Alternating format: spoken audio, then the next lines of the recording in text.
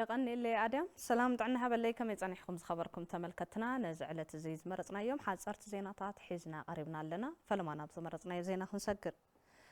حفشاو هوسبيتال سحول كافت زهبو زلو قلقالوت بزبالت درجو زحلو نخخون بعتوب مسرح وساني كبلو بريزيدنت جيزاوي محدار تግራይ ታደሰ ወረደ ገሊጾም እቶም ፕሬዝዳንት ነዚ ዝበሉ 5 ጥሪ 2018 ዓመተ ምህረት ኣብ ከተማ ሽረ እንዳስላሰ ሓፈሻዊ ሆስፒታል ስሑል ሽረ ዑደት ኣብ ዘሳልጥሉ እዋን ኮይኑ እቲ ሆስፒታል ካፍቲ ዘለዎ ብዝበለፀ ንክጠናኸር ክስርሐሉ ይግባእ ኢሎም ኣብ ውሽጢ 6 ኣዋርሕ ጥራሕ ልዕሊ 3600 ኣዴታት ኣብ ሓፈሻዊ ሆስፒታል ስሑል ከም ዝወለዳን ልዕሊ 1500 ቀሊልን ከቢድን መጥባሕቲ ከም ዝተኻየደን ዝገልጹ ኣካየዲ ስራሕ እቲ ሆስፒታል ኣይተ ኤርሚያስ ዓሚ 9 ኣዴታት እንትሞታ ለብዘበን ድማ ኣብ ጽኑዕ ሕማም ነይረን ኩሉ ዝከኣል ሕክምና ዋላ እንተተገበረለን 3 ኣዴታት ጥራሕ ኣብ እዋን ወሊድ ከም ዝሞታ ገሊጾም ብተመሳሳሊ ዜና ብፕሬዝደንት ግዚያዊ ምምሕዳር ትግራይ ታደሰ ወረደ ዝተመርሑ ላዕለዎት ኣመራርሓ ግዚያዊ ምምሕዳር ኣብ ከተማ ሽረ እንዳስላሰ ብልዕሊ 800 ሚልዮን ኣብ ዝተሃነፀ ፋብሪካ እምነበረድ ዑደት ኣሳሊጦም ኣለዉ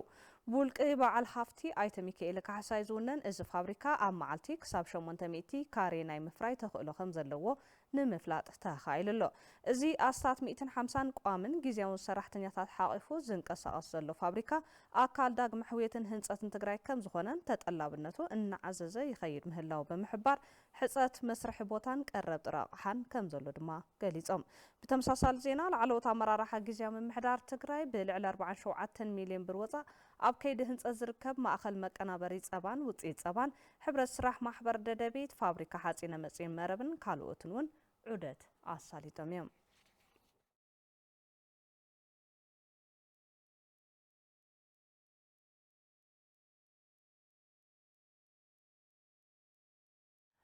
ማሕበር ሰብ ሞያ ጥዕና ጨንፈር ዞባ ማእኸል ካብ ዞባ ምዕራብ ተመዛቢሎም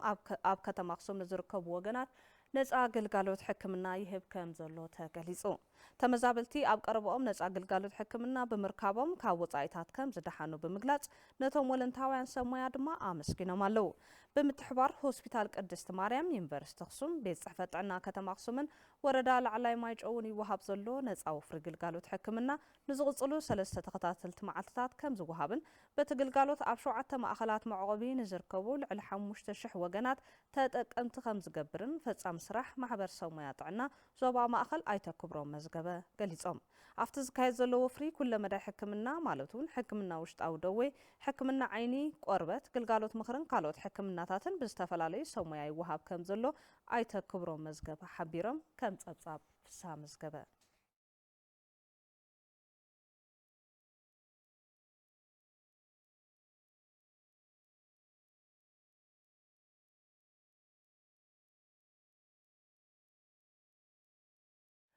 منبر مريت نسدرا سوات كم استعدله بيت صحفة أطاقة أمام محدار مريت معدنن وردا تحت يديابو قليزو حلفي بيت صحفة أطاقة أمام محدار مريت معدنن وردا تحت يديابو أيت تخليد كحساي كم زبلو عبتتقع من سدرا سوات هاربنيان تقارلتن بوانا نتخرط تغيرو نميتن 86 سدرا سوات أبطابع أطرقا معدال منبر مريت كم استجمر قليزو أو وردا تحت يديابو طابع أطرقا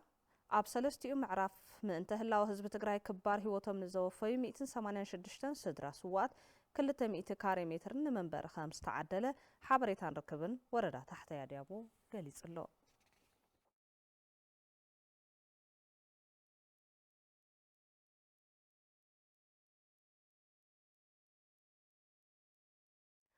ኣብ ሃገረ ኣሜሪካ ዴንቨር ኮሎራዶ ዝነብሩ ተጋሩን ፈተውቲ ተጋሩ ኤርትራውያንን ዝለኣኽዎ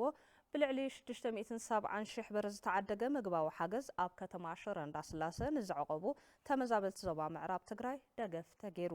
ሓገዝ ተገበረሎም ተመዛበልቲ ካብ ተጸባይነት ንክላቐቑ ናፍታ ሰሪሖም ዝነብሩላ መሬቶም ክምለሱ ከም ዝግባእ ተዛሪቦም ነቲ ሓገዝ ዘረከቡ ኣይተሃፍቶም ገብረ ኪዳን በቶም ጉድሳት ወገናት ዝተገበረ ደገፍ ን120 ተመዛበልቲ ወገናት ሕድሕዶም 25 ኪሎ ግራም ፊኖን 5 ሊትሮ ዘይትን ከም ዝተዓደለ ብምግላጽ ኣብ ዓጸቦ ወዲቖም ንዝርከቡ ተመዛበልቲ ክሳብ ናብ መረበቶም ዝምለሱ ሓገዞም ቀጻሊ ኢሎም ኣተሓባሪ ተመዛበልቲ ኣይተ ኤርሚያስ ሞላለም በቶም ጉድሳት ተጋሩን ኤርትራውያንን ዝተገበረ ደገፍ ብምምስጋን ተመዛበልቲ ብዝተፈላለዩ ሕማማት ህይወቶም እናሰኣኑ በምህላዎም ዝምልከቶም ኣካላት ተስፋ ካብ ዝህቡ ቃላት ብዝዘለለ ናብ ተግባር ብምእታው ህይወት ተመዛበልቲ ከድሕኑ ጸዊዖም ከም ጸብጻብ መለስ ኣባዲ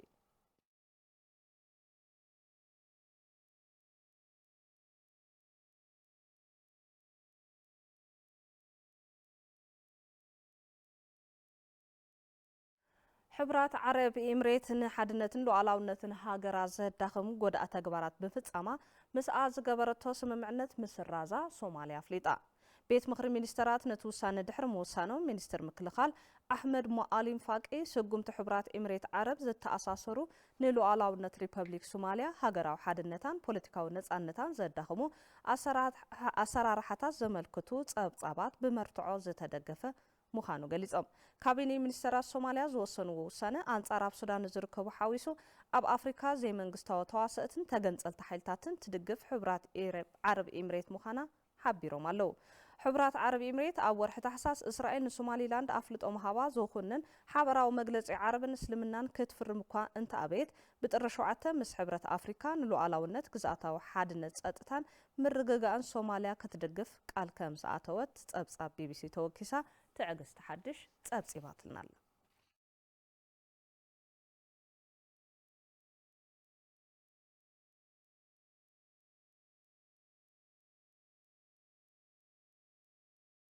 حضرت زينات ساعات زازمنا لوام قبل كده مساخم صنيحه زينات تلفزيون تግራይ حزبون كقصل يوم مسانا صحو